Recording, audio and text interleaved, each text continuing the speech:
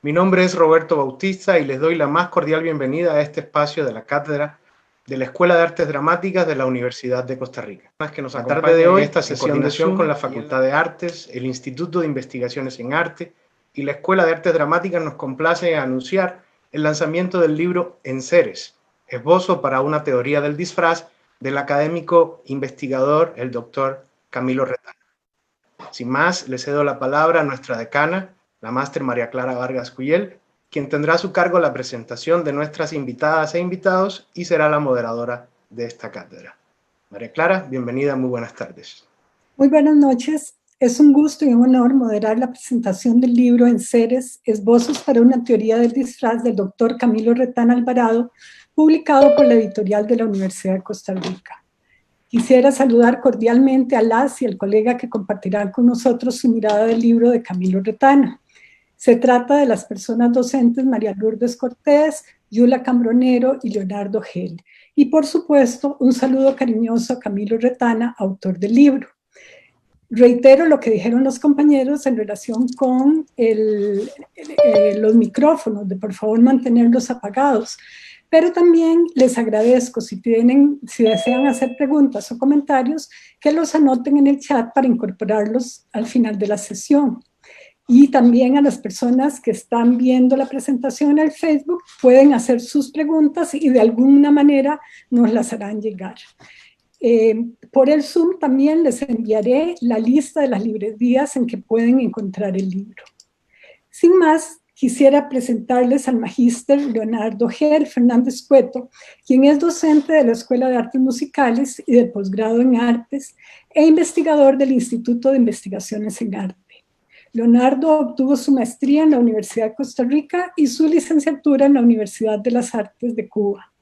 Actualmente cursa el doctorado en estudios de la sociedad y la cultura en la Universidad de Costa Rica.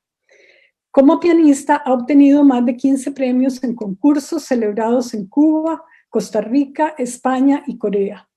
Su discografía incluye 18 títulos monográficos y colectivos, algunos de los cuales han obtenido el Gran Premio y los premios en las categorías solista concertante, música de cámara y banda sonora de la Feria Internacional Cuba Disco.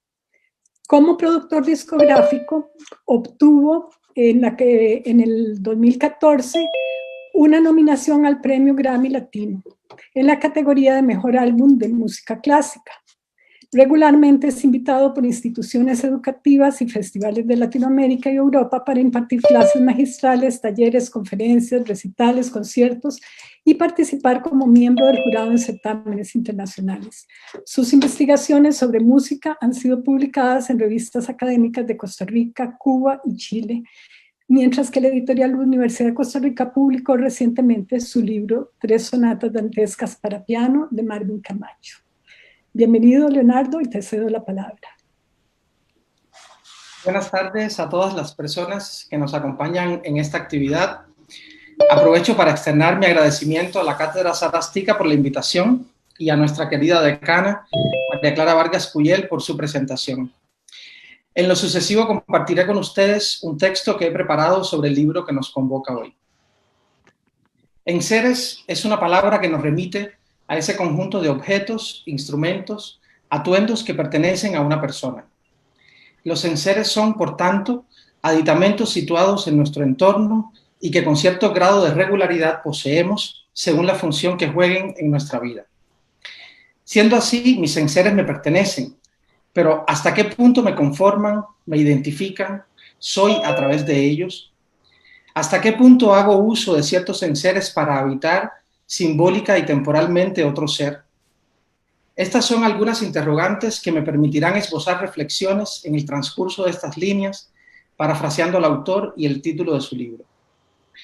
Pero si dividimos esta palabra en seres, gracias a la riqueza idiomática del castellano y sin remitirme al origen etimológico de la misma, su significado se transforma y supone un vuelco en dirección inversa, pues ya no se trata de esos enseres que nos pertenecen, objetos externos a la materialidad objetiva de nuestro cuerpo y que le rodean, en tanto artilugios para habitar otros cuerpos, simbólicos esta vez. Cuando dividimos esta palabra en seres, en dos, se adquiere otra construcción de sentido, en dirección hacia las personas, hacia aquello que está en nosotras y nosotros mismos, ese arsenal de individuos y personajes, ¿por qué no?, que subyace en seres humanos sociales. En ello pensaba apenas leía las primeras páginas de este texto, En seres, esbozos para una teoría del disfraz, publicado recientemente por la editorial de la Universidad de Costa Rica y cuya autoría pertenece a Camilo Retana Alvarado. Me van a disculpar que haya despojado a nuestro querido Camilo de su título académico, el grado de doctor, pues prefiero pensarlo en este contexto como el Camilo que quizás porta algunos de sus mejores disfraces, sino una muy atinada mezcla de todos ellos. El amigo, el profe, el colega que apreciamos y admiramos, más allá de ese par de letras que abrevian el grado académico y lo homogeneizan con otras y otros supuestos iguales, entre comillas, en una suerte de individualidad opacada. Las artes, como la filosofía, han jugado un rol decisivo en la historia de la existencia humana, en tanto relato sobre nosotras y nosotros mismos que se construye desde el presente. Quizás sean las artes y la filosofía algunas de las ramas de conocimiento que han pensado su presente en sentido inverso a la vida cotidiana, pues nos han permitido establecer esa conexión perdida con nuestro propio ser social, nuestra esencia. En estos tiempos donde los dioses se han convertido en monedas, cuyos templos son los monopolios financieros y en su conjunto edifican una religión llamada dinero, las sociedades centran sus emulaciones internas y externas en las cifras. Por eso, a través de las artes y la filosofía, conseguimos habitar un espacio simbólico de nuestra mente donde poder reencontrarnos con esa esencia perdida del ser. Porque las artes y la filosofía son lo que ya he mencionado antes, no puede resultarnos extraño ver cómo a pocos meses o años de diferencia, el cine, por ejemplo, produjo dos obras que hablan de una o múltiples problemáticas sociales. Me refiero a la serie española en posesión de Netflix, titulada La Casa de Papel, o Hollywood con su cinta Joker, o Guasón, como le conocemos en algunos de nuestros países. En ambas producciones, dos máscaras, atuendos, enseres, se convierten en símbolos de denuncia y resistencia, con el propósito de habitar un estadio social que clama por un cambio en los paradigmas enquistados dentro del andamiaje político y financiero.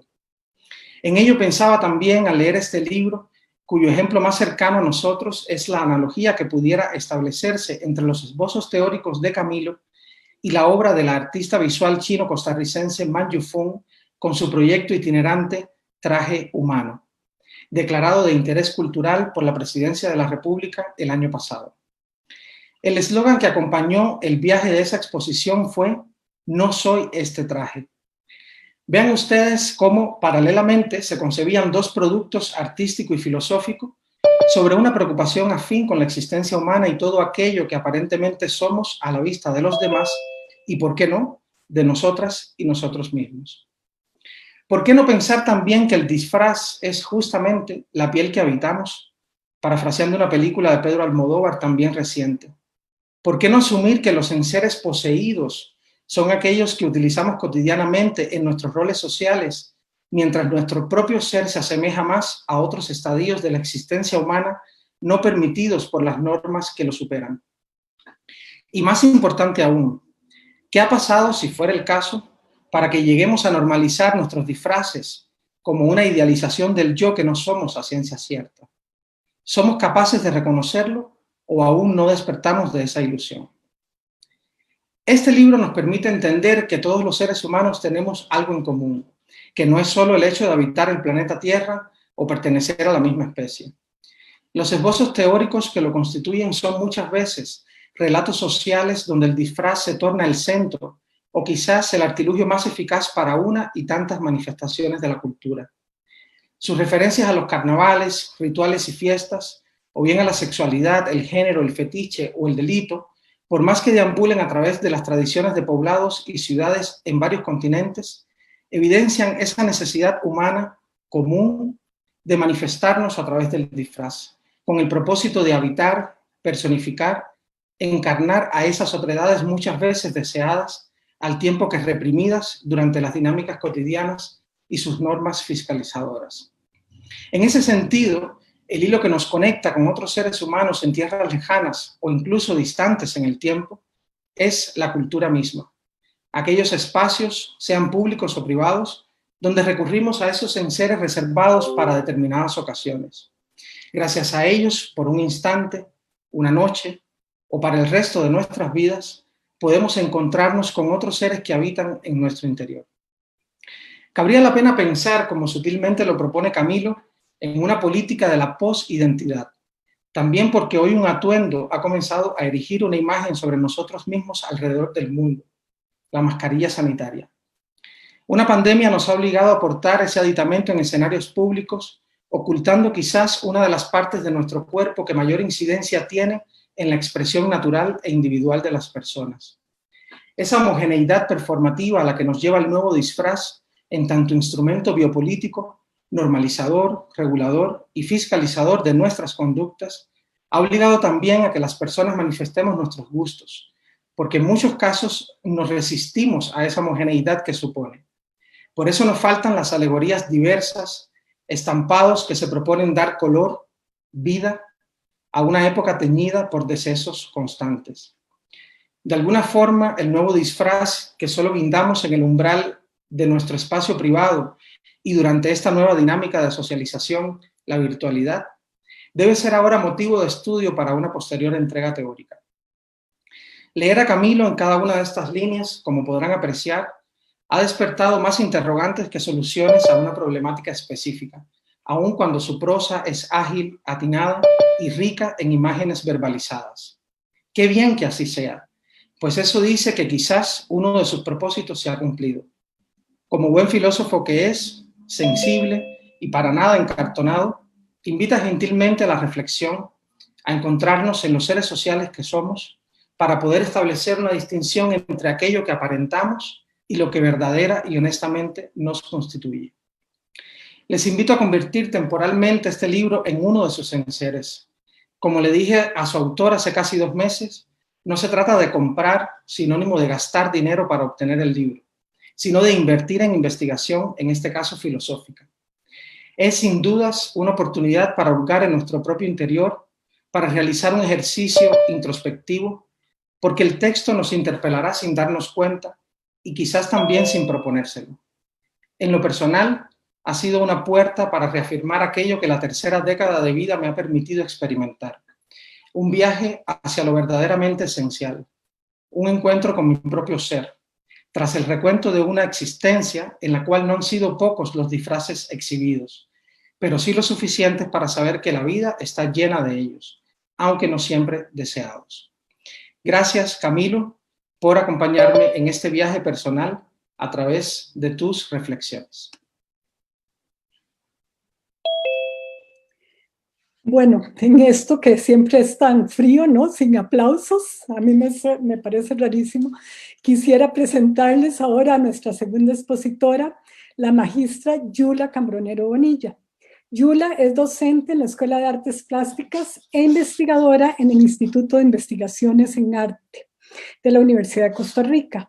Obtuvo un bachillerato en Historia del Arte, otro en grabado y también una licenciatura en grabado y la maestría académica en artes en la Universidad de Costa Rica. Actualmente se encuentra realizando estudios en el doctorado de Sociedad y Cultura de la misma institución.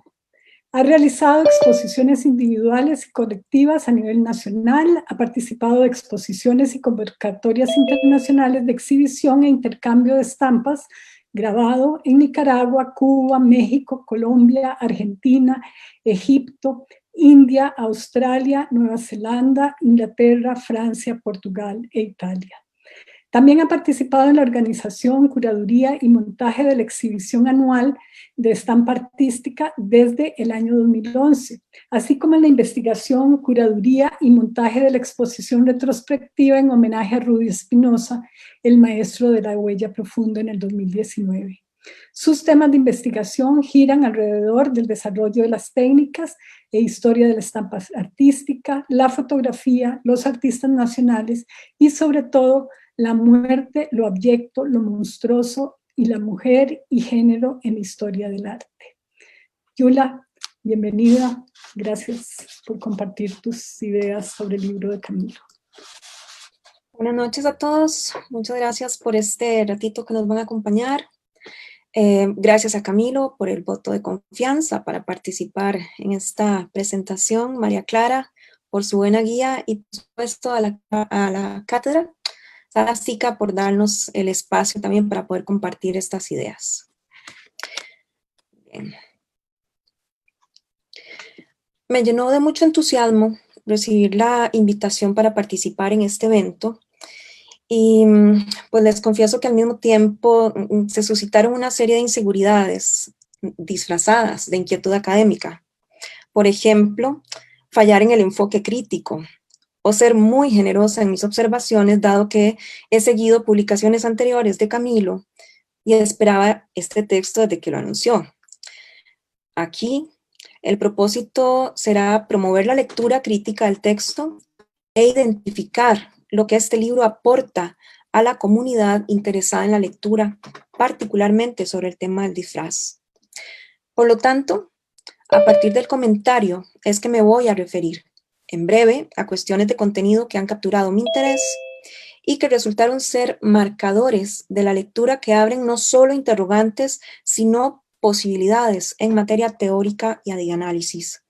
Para el cierre me tomé la libertad de puntear un brevísimo análisis sobre autorretratos y performance a partir de estas categorías del disfraz para palpar la propuesta teórica que aquí se esboza. Siempre pensé que el disfraz era algo reservado para un día especial, pero había personas que se vestían a diario como si anduvieran disfrazadas, por lo que seguro todos sus días eran muy especiales. Sin embargo, me resulta fascinante encontrar en esta posibilidad que el autor defiende sobre ver en el disfraz no solo un dispositivo para el ocultamiento, sino una voluntad de mostrar y una vía para performar determinadas identidades. Este abordaje del disfraz, por tanto, constituye uno de esos marcadores de descubrimientos e interrogantes acerca de su significación. El disfraz como componente vestimental penetra la dinámica cotidiana, distanciándose del uso ocasional para, como señala Camilo, habitar o estar en distintas formas del ser y posiblemente abrir la puerta a otras múltiples identidades. En este texto se proponen lo que identificaría como categorías para los distintos tipos de disfraz, que son el disfraz ritual, festivo, sexual, escenográfico, superheroico y delictivo. En cada categoría, el disfraz actúa como un dispositivo que entra en interacción con el entorno, espacio sociocultural de quien lo lleva. Y según dicho contexto, se posibilita el rechazo o el deseo.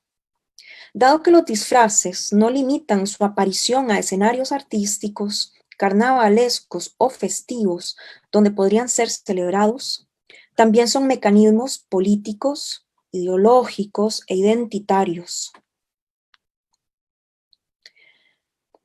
Instrumentos para la significación que revisten a los cuerpos de signos de poder, heroicidad, magia y rebeldía. Así, el disfraz se aprecia y se juzga a través de la mirada, tanto como se juzga y valida la vestimenta cotidiana. En cada una de las categorías del disfraz que Retana identifica, se reconoce una red de construcciones sociales en torno al disfraz que son cambiantes según época y contexto, y operan sobre la recepción del colectivo en relación al disfraz. Por lo tanto, un disfraz festivo tiene cabida y aceptación en el contexto del carnaval, aun cuando invierta significaciones sexuales o relaciones de poder.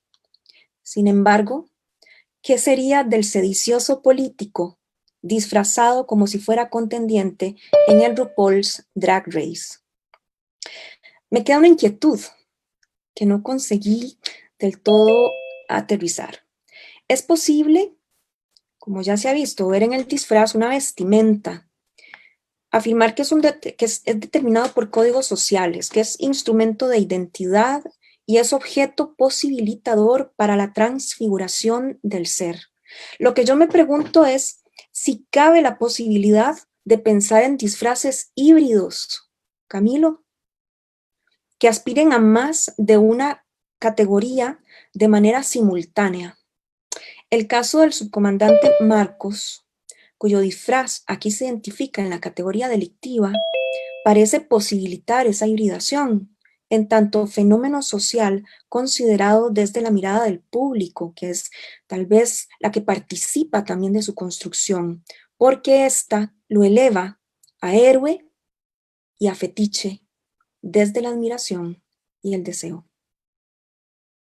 Antes de terminar, quisiera hacer referencia a otros aspectos del libro. Diría que puede resultar atractivo para un público muy variado por distintas razones. Primero, vamos a pensar en el estilo escritural, que recurre a un lenguaje accesible y ensaya posibilidades dialógicas con quien lee. Segundo, transita por lugares afines a la cultura visual y a la historia de la humanidad, inclusive, trasladándose con confianza a escenarios prehistóricos, fiestas, carnavales, al mundo del espectáculo, a las artes escénicas, la lucha libre, la militancia política o los anaqueles de un sex shop. Es un texto que invita a que nuestra mirada lectora invoque múltiples imágenes desde la memoria y la pantalla. También porque hay un saber con mediaciones antropológicas, sociológicas, filosóficas, etcétera, que aterrizan las reflexiones sin encrucijadas, por lo que es atinado pensar estos esbozos como una plática amistosa que permite el intercambio de ideas de corte interdisciplinar. Y también me voy a referir a la relación del objeto libro y los criterios editoriales y de diseño. Esos espacios en blanco que podemos encontrar entre cada segmento son respiros, escalas para reflexionar las páginas que previamente hemos leído, sitios para anotar, en fin, posibilidades para seguir esbozando ideas. La generosa recomendación de lecturas organizadas en paralelo con el índice, como quien está tentando para seguir las búsquedas. Y por último, las ilustraciones de Andrea Bravo, que no ahogan la mirada con obviedades. Voy a compartir pantalla, si es posible.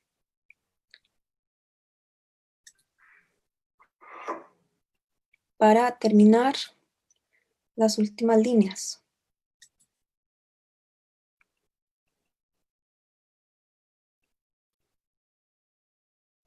Gracias. Es el poema.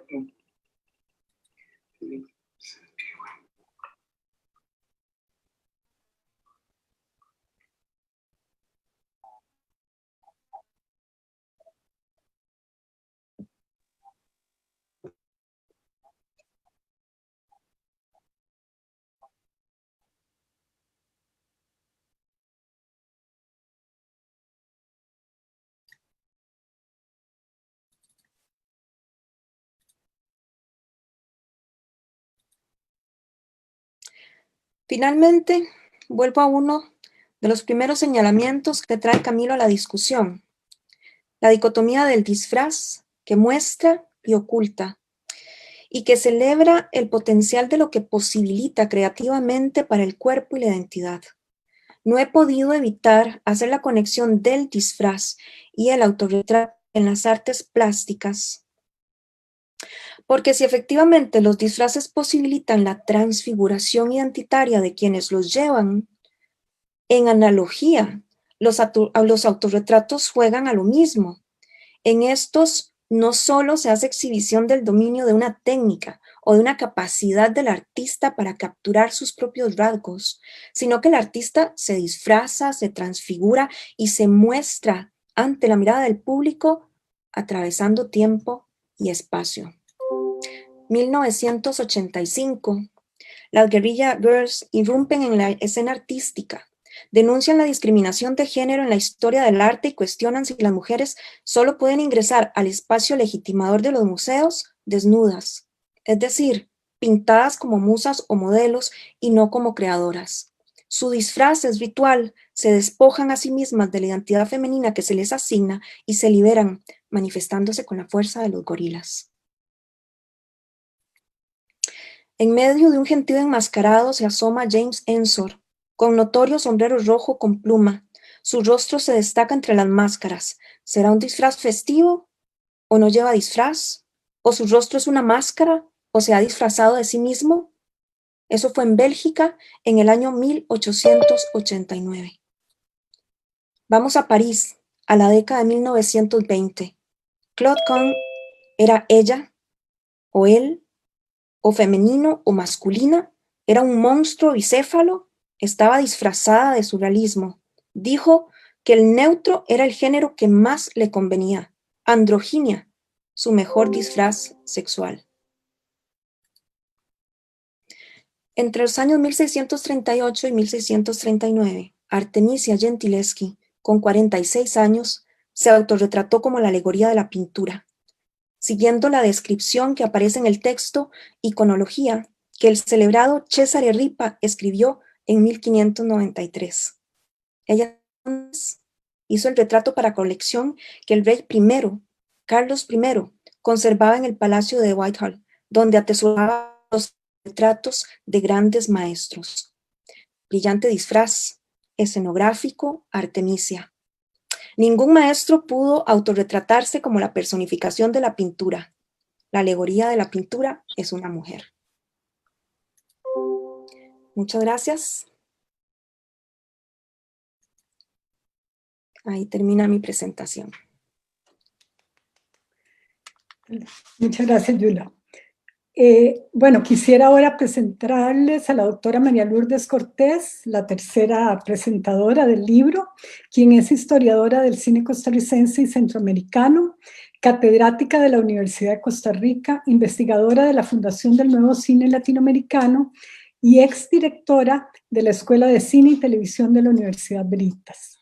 Realizó su doctorado en estudios latinoamericanos con énfasis en cine y literatura en la Universidad de París III Nouvelle-Sorbonne.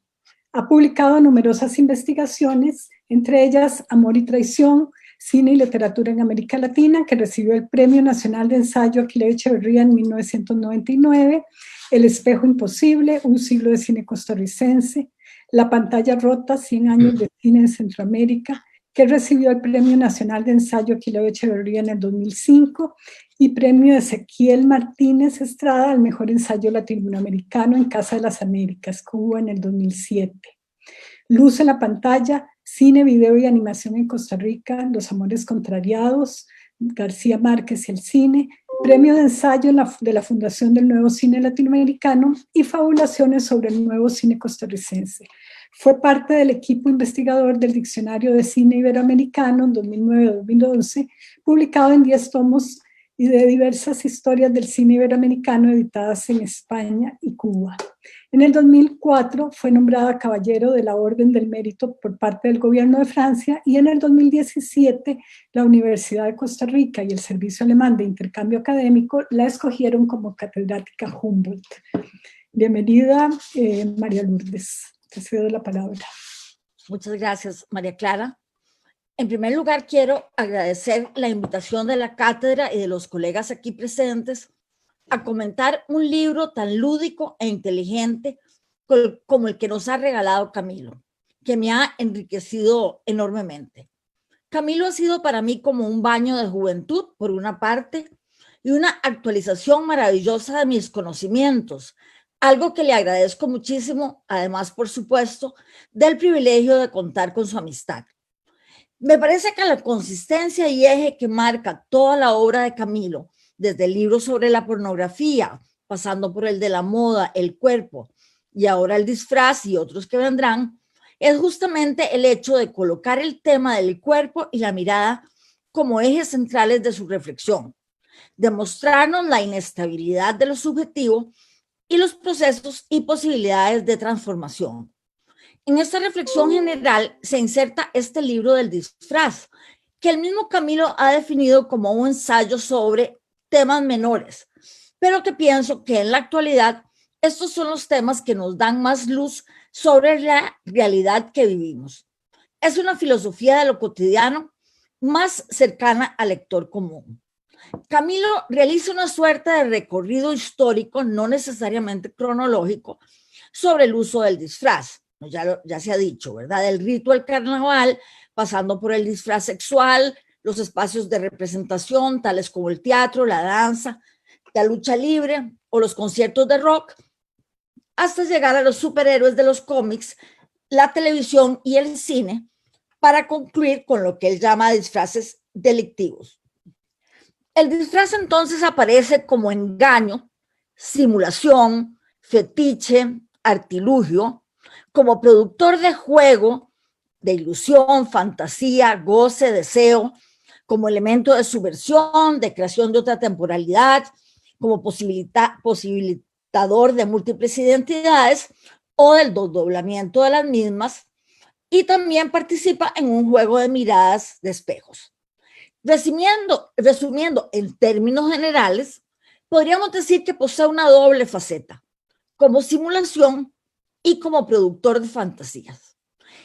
Es interesante constatar que todos los disfraces que Camilo analiza pertenecen a dos esferas, la del rito y la del juego o entretenimiento como espacio lúdico en la sociedad postindustrial. Esferas que no son lo mismo, pero es igual, como diría Silvio Rodríguez, perdón, no lo puedo evitar. Para Giorgio Agamben, filósofo que Camilo me hizo descubrir, juego y rito mantienen una relación con el tiempo de manera similar, pero a la inversa. Mientras el rito fija y estructura el calendario, el juego lo altera, lo destruye y lo subvierte, como hacen los disfraces mismos con nuestra identidad. Pero si vemos con detalle el corpus del libro, es inclusive más fuerte la pulsión lúdica del ser humano que la ritual, por lo menos en relación con el disfraz en la actualidad. No me ha dado tiempo de reflexionar bien una idea que le lanzo más bien a Camilo, y que es que intuyo que los rituales contemporáneos, los deportes, los desfiles militares o escolares, las ceremonias religiosas, están más cerca del uso del uniforme que del disfraz. Pero esa es otra historia.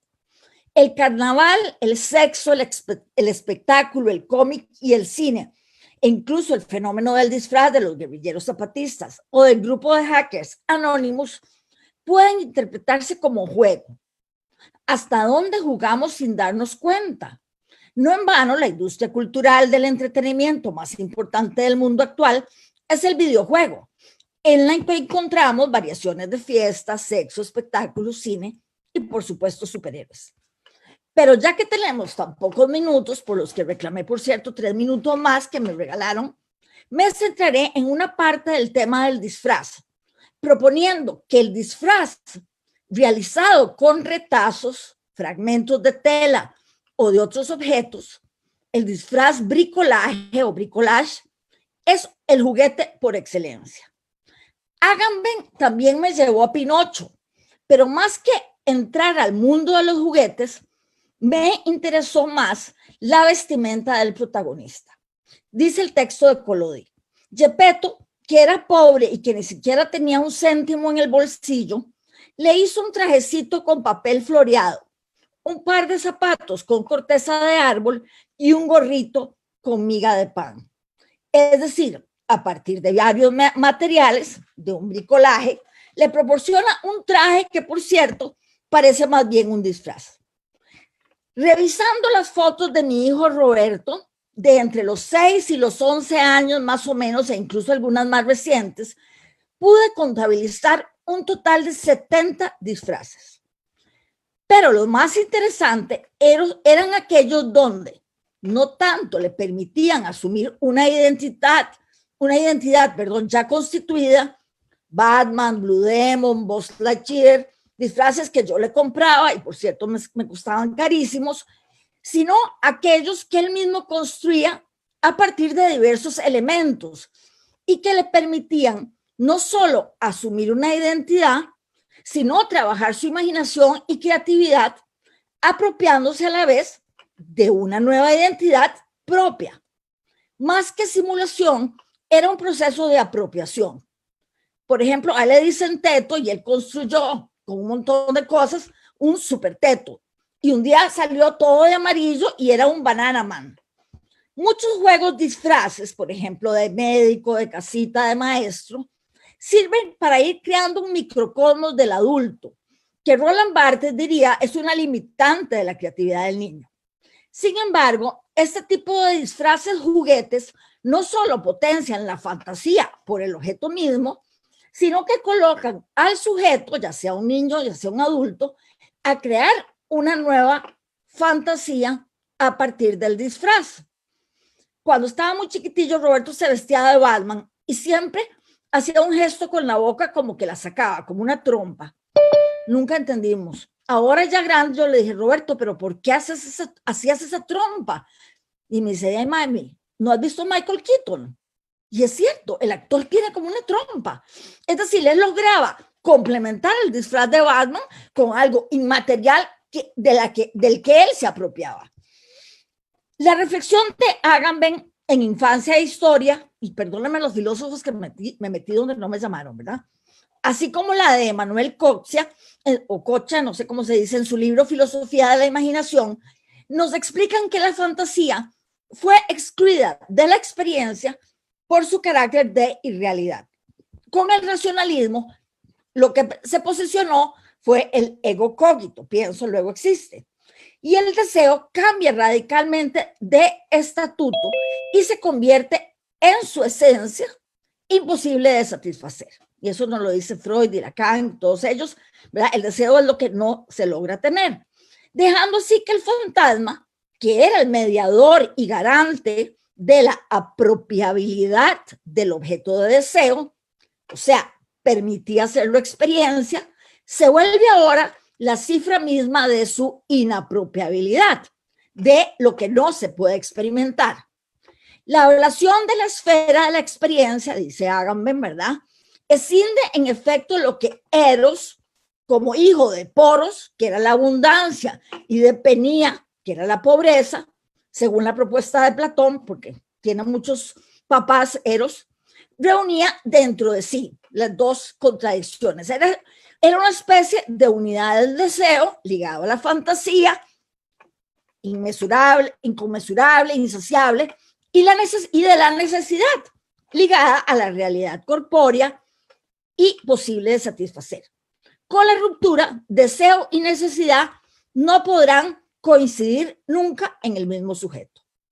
Esta transformación desplaza el estatuto de la imaginación al mundo de lo irreal, mientras que en la antigüedad era el medium por excelencia del conocimiento, como mediador de sentido y de intelecto. Recuerden los sueños, los oráculos, etc.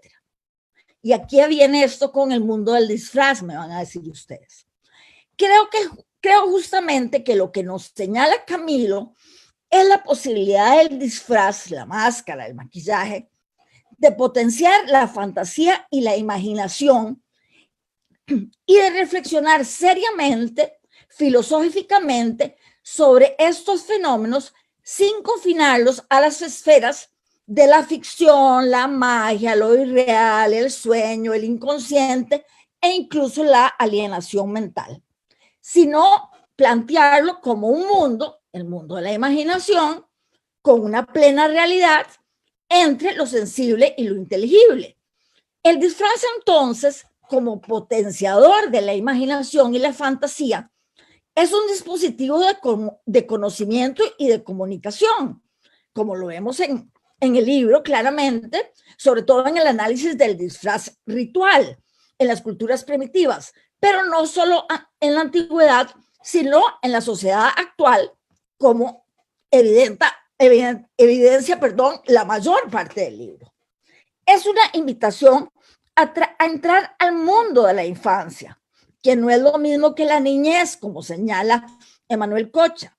Y cito, un infante no sabe ni piensa en acto, sino que está en relación con la posibilidad de todas las ideas y de todos los pensamientos. Es decir, está unido a la potencia de todas las formas posibles de pensamiento. El libro de Camilo nos invita a enfrentarnos a todas las formas posibles de la fantasía y de la imaginación con el disfraz. Muchas gracias.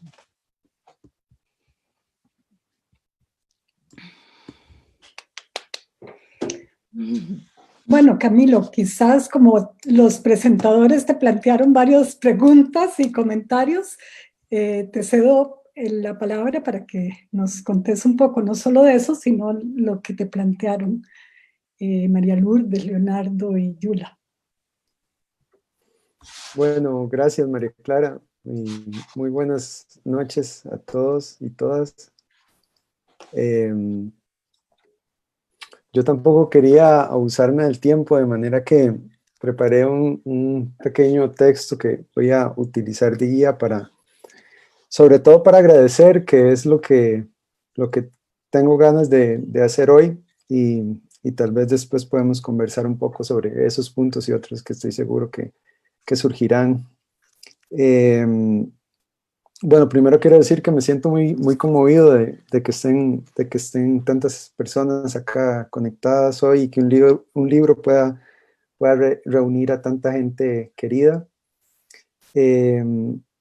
Así que, bueno, quiero agradecerles por acompañarme esta noche, a mí y a este pequeño libro, que ya a partir de hoy no es solo mío, no es más mío, sino que pertenece a todos y todas ustedes.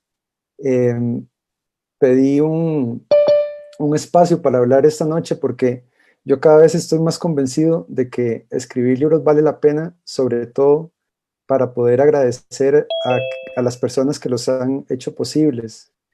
Sin embargo, antes de dar esos agradecimientos relacionados con el libro, quisiera dar algunos agradecimientos relacionados con el encuentro de hoy, con esta actividad de hoy. Primero quiero agradecer a la Facultad de Artes y a su decana, María Clara Vargas Cuyel, así como a la Escuela de Artes Dramáticas y su director, Juan Carlos Calderón, por auspiciar de manera entusiasta esta presentación. También quiero agradecer a la cátedra Sara Astica y en concreto a Roberto Bautista y a Pablo Molina por hacerle un espacio al libro en una agenda que, como la de esta cátedra, es cada vez más cotizada. También quiero agradecer a Liarte en la figura de su directora, Patricia Fumero, por colaborar en la elaboración del afiche y su difusión. Y quiero decir que ese trabajo conjunto y colaborativo para una actividad como la de hoy, en realidad es el reflejo y la tónica de cuanto sucede en ese pequeño cosmos de instituciones que es nuestra facultad, y yo celebro que eso sea así. Pero además creo que esta noche es una buena ocasión para expresar mi gratitud hacia el modo en que en general estas instancias que he mencionado, así como el resto de espacios que componen la facultad, me refiero a la Escuela de Artes Musicales y de Artes Plásticas, además de la facultad, y la Escuela de Artes Dramáticas, así como al posgrado, me han acogido a mí y a mi trabajo, a la vez que me han permitido aprender del suyo. Quiero decir que el trato deferente y afectuoso que los y las artistas de la facultad me han prodigado en este tiempo, y me refiero acá a un sinnúmero de docentes y de estudiantes, pero quiero destacar precisamente a Juanca, a María Clara y también a la docente Erika Rojas, sin siquiera pertenecer yo técnicamente a ninguna de las escuelas de artes, es una demostración de la sensibilidad de estas personas. Si como aprendí leyendo los libros de mi amigo y maestro Alexander Jiménez, las sociedades y las instituciones deben medirse por el modo en que tratan a sus extraños, creo que el recibimiento entrañable que he experimentado acá es una prueba de la grandeza y la generosidad de esta facultad. Quiero, por supuesto, también agradecer al presentador y las presentaciones y a las presentadoras del libro, quienes también son mis amigos, y quiero decir que además se hicieron con el texto mucho antes de saber que lo presentarían. Y quiero decir, sobre todo tras escuchar sus presentaciones, que tenerles como interlocutores y poder aprender de ustedes tres es algo que no merezco, pero que me engrandece. Volviendo al libro, quiero reconocer a la Escuela de Filosofía, que es mi unidad base de la universidad, el haber generado condiciones, no ahora, sino desde siempre, para que yo pueda escribir y trabajar desde el placer. También al Instituto de Investigaciones Filosóficas y a su director Sergio Rojas por su compromiso con esta publicación y también por confiar en mí para inaugurar la colección Temas Filosóficos del Instituto. Ese es el uno que tiene el libro porque es el primer libro de esta colección. Yo quiero agradecer también muy especialmente, y estoy feliz de que esté acá conectado, a don Jorge Calderón, el director de la editorial de la Universidad de Costa Rica, y quiero más que agradecerle su trabajo como un funcionario de la universidad, su trabajo apasionado como lector. Don Olger, y esto es verdad, no solo revisó mi manuscrito en un tiempo récord de alrededor de 3 días, sino que también hizo comentarios inteligentes y cómplices y me abrió de par en par las puertas de la editorial. Eso es algo que no voy a olvidar. Y creo que de manera opuesta, algunos editores, que tal vez podríamos pensar más bien como burócratas que rechazan obras sin leerlas, don Olger es en verdad un lector disfrazado de editor, que es lo que todo buen editor es en realidad. No puedo dejar de agradecer también a mis estudiantes que sinceramente son el motor de todo cuanto escribo. En particular quiero agradecer a mis estudiantes de filosofía, que es un decir porque en los cursos de filosofía, por suerte, recibimos estudiantes de todas partes. Y también a mis estudiantes del doctorado en estudios de la sociedad y la cultura y del posgrado en estudios de las mujeres, los géneros y las sexualidades. Creo que buscar estar a la altura de los comentarios y las preguntas y las interlocuciones de mis estudiantes es en buena medida lo que impulsa mi trabajo como investigador. Quiero, ya antes, solo al final quiero nada más leer los agradecimientos que consigné también en el libro, quiero compartirlos con ustedes, pero antes de eso quiero dar un agradecimiento que podría parecer extraño, pero que es muy sentido de mi parte, a mis amigos y amigas nadadores que están aquí conectados, mis compañeros de equipo que están hoy acá acompañándome y que son algo más y mejor que una familia. Este libro lo escribí también brazada a brazada junto a ellos y ellas. Gracias por enseñarme que escribir es como nadar, una cuestión de encontrar la cadencia y no rendirse hasta llegar. Y finalmente quiero leer los agradecimientos del libro y ya aquí dejaré la palabra para que conversemos. Los agradecimientos del libro dicen así: escribí este libro en unas pocas semanas en medio de un furor y una obsesión implacables. Quiero agradecer a Catalina Cartagena, mi compañera en el sentido más profundo de esa palabra, por su complicidad entusiasta y por el regalo de su alegría en medio de aquel extraño estado de arrebato en que me sumí con ocasión de la escritura de este texto. También quiero agradecer a Mauricio y Camilo Molina, quienes prácticamente fueron coautores de varios de los fragmentos dedicados. Creo que hay un micrófono.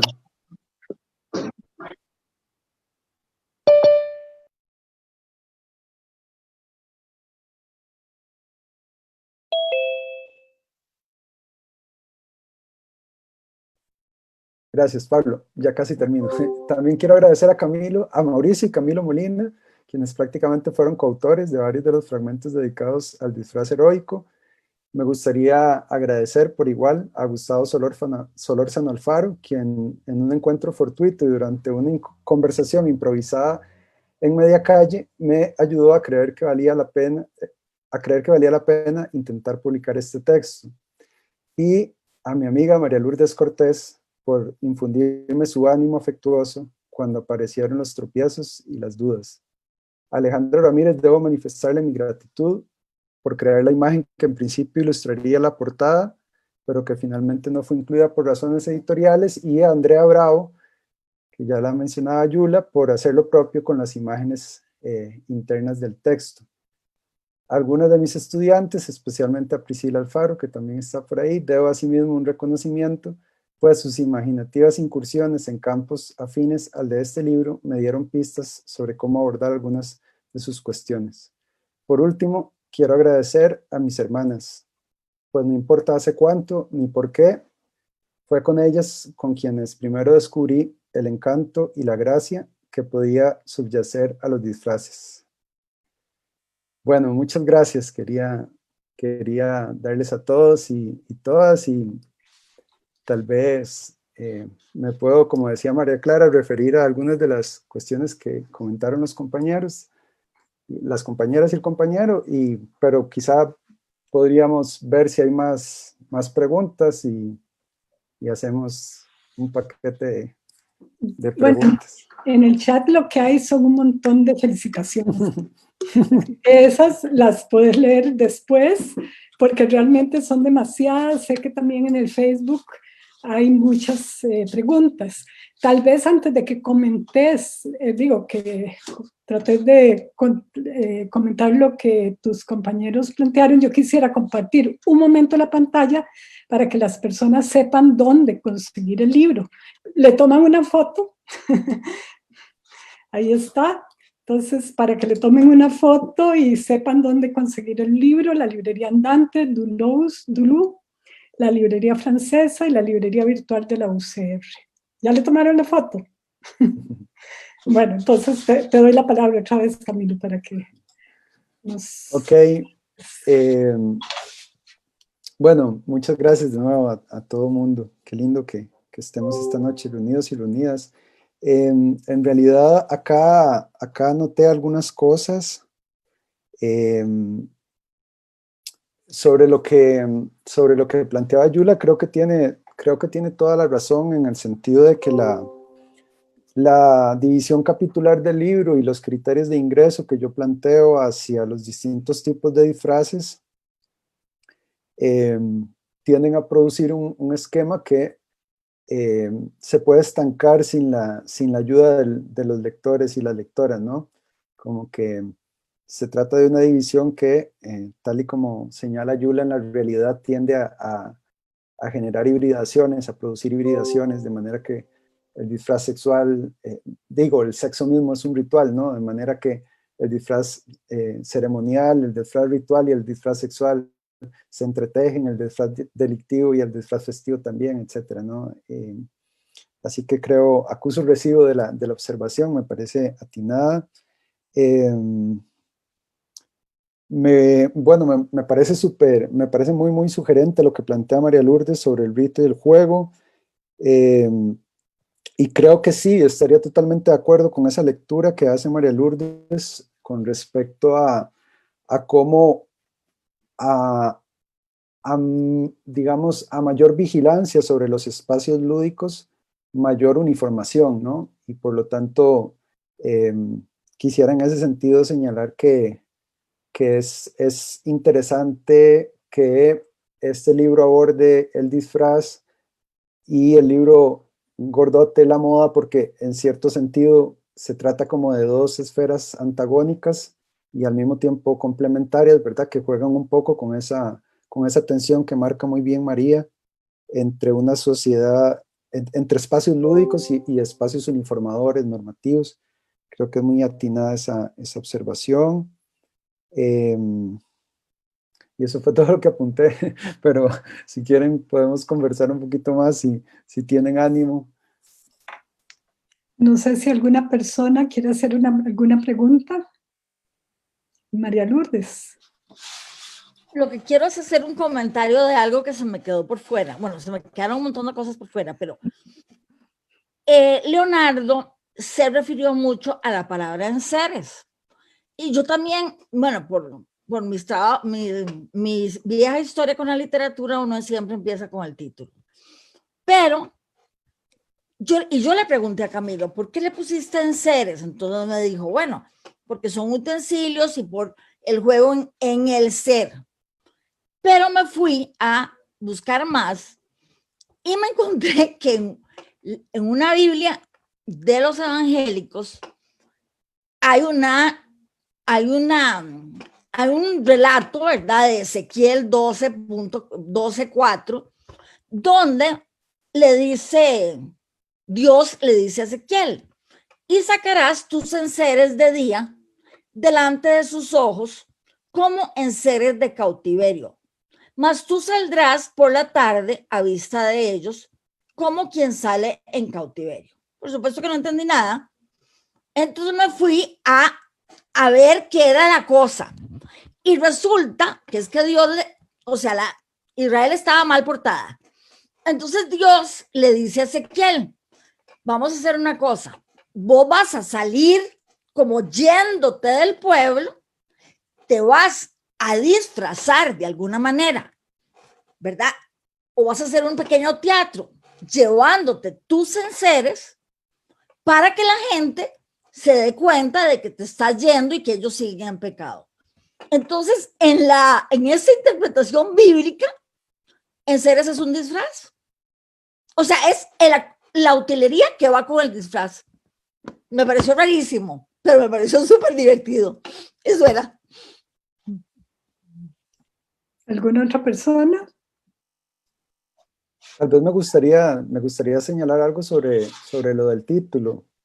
Es que yo no puedo como decirles la calidad del trabajo editorial que hizo don Olger con el libro. De verdad es impresionante porque nunca en mi relación con distintos editores, digamos, había tenido una devolución tan rápida, tan perspicaz, tan aguda sobre el texto. Y una de las observaciones que hizo don Olger es que inicialmente el título era enseres con una barra entre el en y el seres.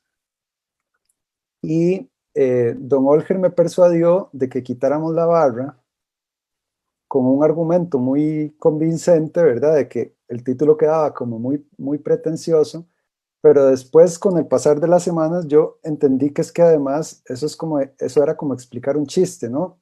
Como que si quedaba la barra era explicar el chiste y cerrar todas esas posibles interpretaciones que podrían hacerse, como la que acaba de hacer María. Así que, don Olger, si todavía está por ahí, que ya no lo veo, de verdad, muchas gracias por esa observación y por otras, como por ejemplo ese recurso de colocar las lecturas recomendadas también fue una idea de don Olger. Y bueno, yo se lo dije a él y a las personas que hicieron la producción editorial, que yo entregué una propuesta editorial, y sinceramente lo que salió de la editorial es un libro muchísimo mejor de lo que yo jamás hubiera sido capaz de escribir por mi propia cuenta. Así que muchas gracias, don Olger. Si me permitís. Claro.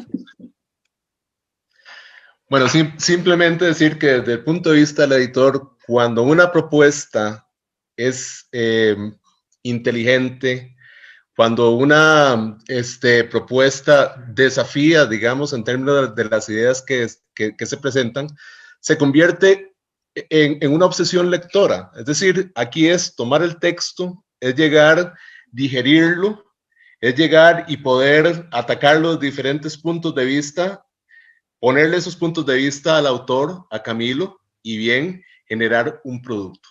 Así que te tengo que decir, Camilo, que para mí fue un grandísimo placer haber estado inmerso en este proyecto, y la verdad es que me da una tremenda alegría poder ver este libro el día de hoy, puesto al servicio de la sociedad. Un verdadero gusto y felicitaciones. Muchas gracias, don Olger. Bueno, no veo ninguna otra pregunta y creo que en el Facebook tampoco, pues lo que hay son comentarios, felicitaciones.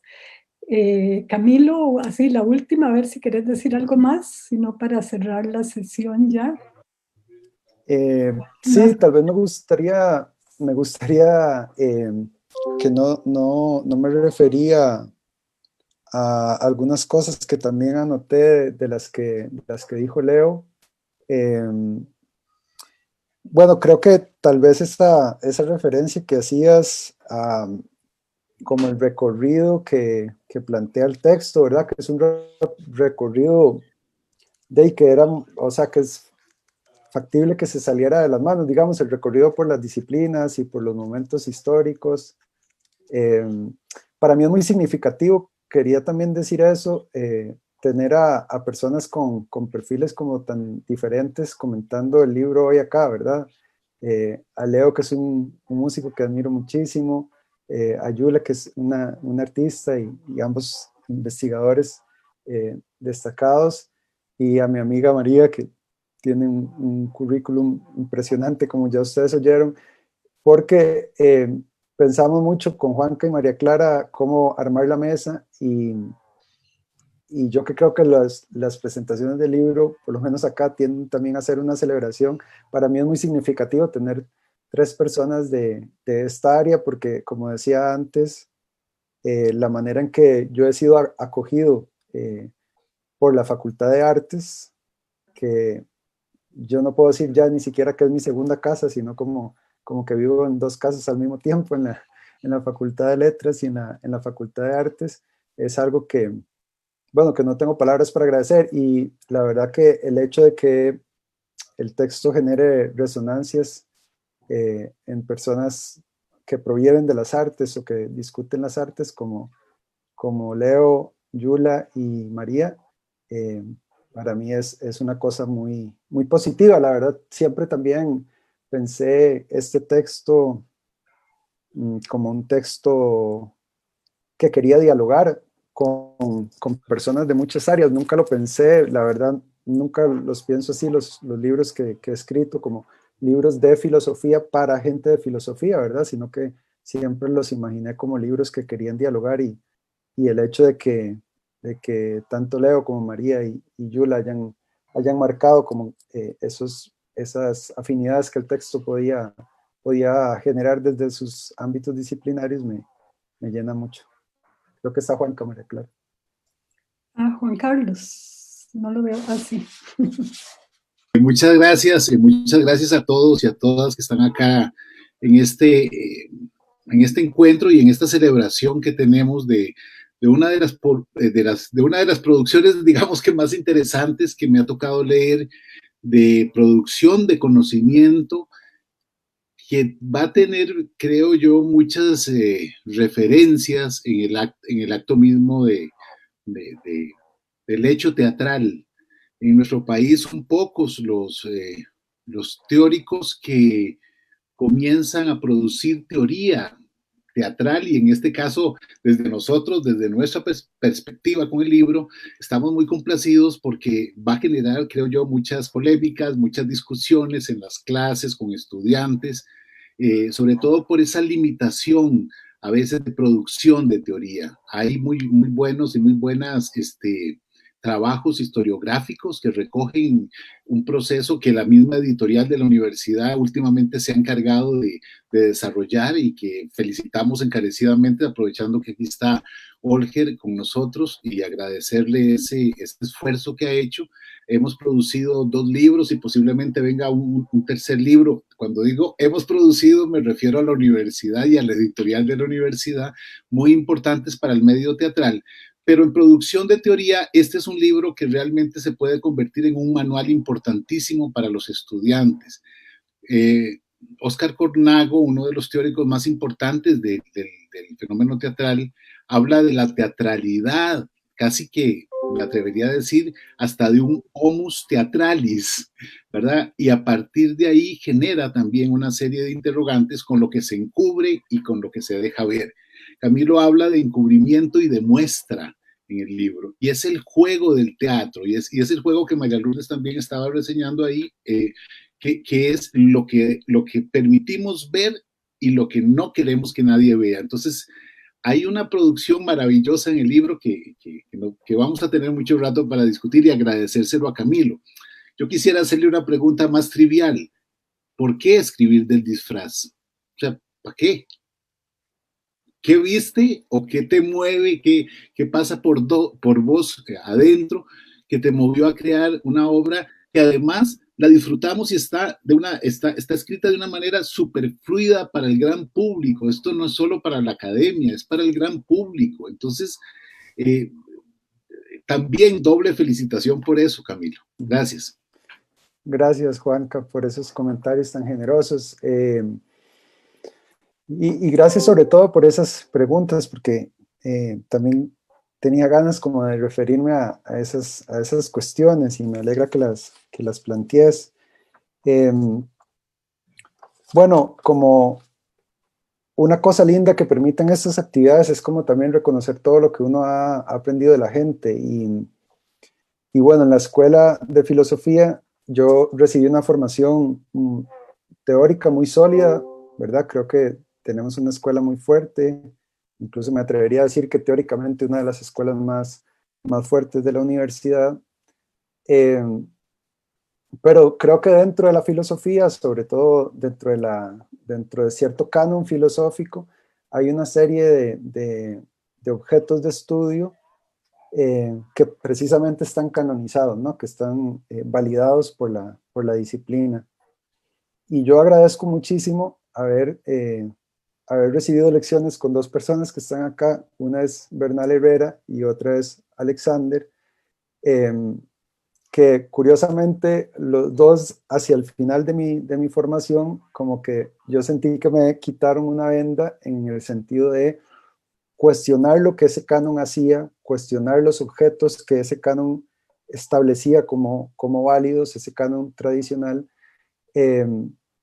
Y bueno, ahora yo lo digo así, tal vez ellos no me lo enseñaron con esas palabras, pero aprendí estudiando con ellos a poner atención a eso que María decía que dije hace poco en una entrevista de los objetos menores, ¿no? Como de esos objetos de estudio que quizás no tienen el mismo abolengo dentro de la tradición filosófica, que quizás no tienen el mismo prestigio, ¿verdad? Bueno, con Jorge Jiménez también, que fue otro de mis profesores, yo aprendí que todo ese aparataje filosófico bien podía también ponerse a disposición de temas que no figuraban dentro de ese canon, ¿verdad?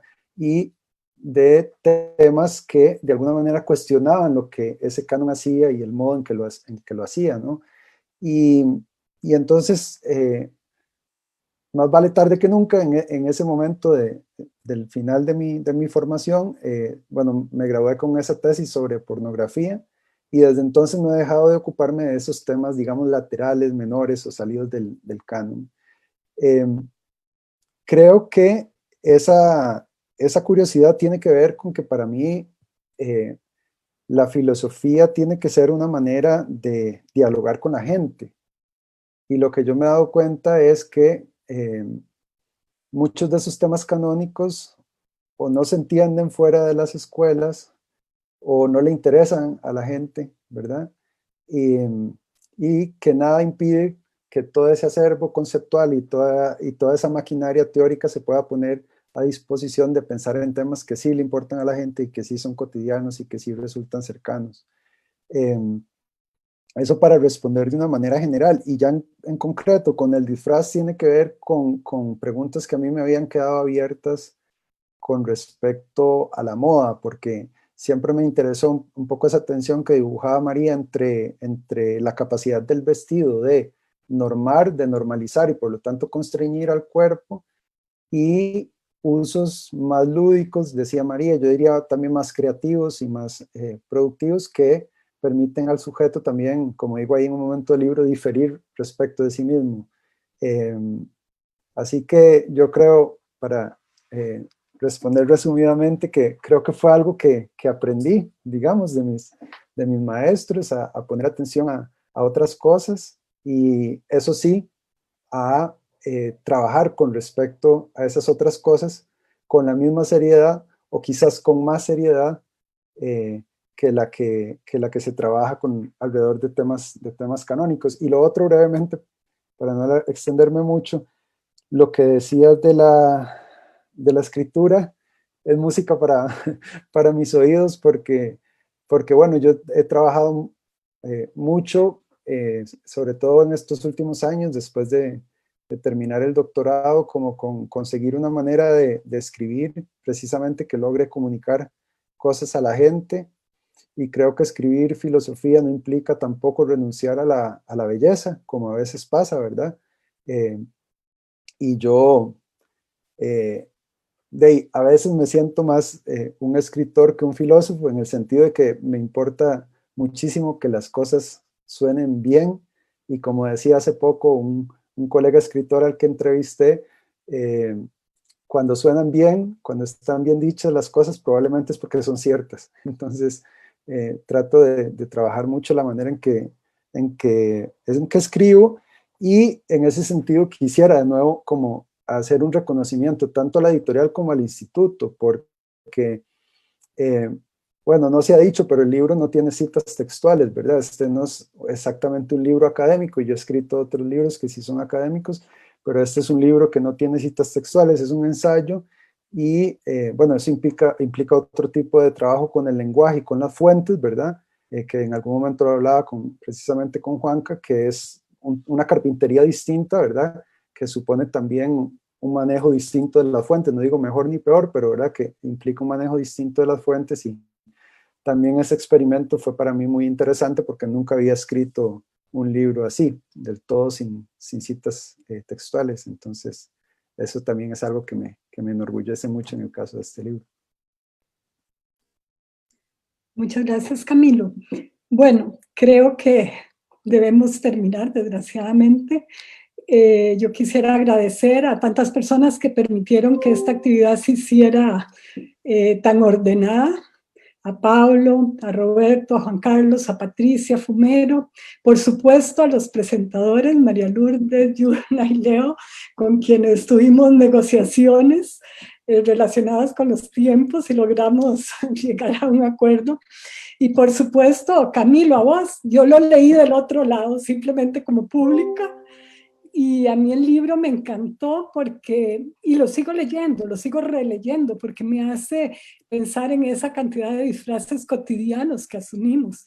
El disfraz de decana, el disfraz de música que no se pone nerviosa en el escenario, el disfraz, etcétera. Entonces, bueno, yo creo que es un libro, como dicen muchos, bueno, como han dicho todos los que han comentado, pero también en los comentarios que vas a poder leer después, un libro que se puede leer de muchas maneras, desde la parte muy académica, pero también de la parte que puede leer el público en general y que va a disfrutar mucho. Una de las partes, creo, más tristes de esta realidad es no poder sentir los aplausos. Así que les propondría prender el micrófono y aplaudir para que Camilo tenga esta sensación.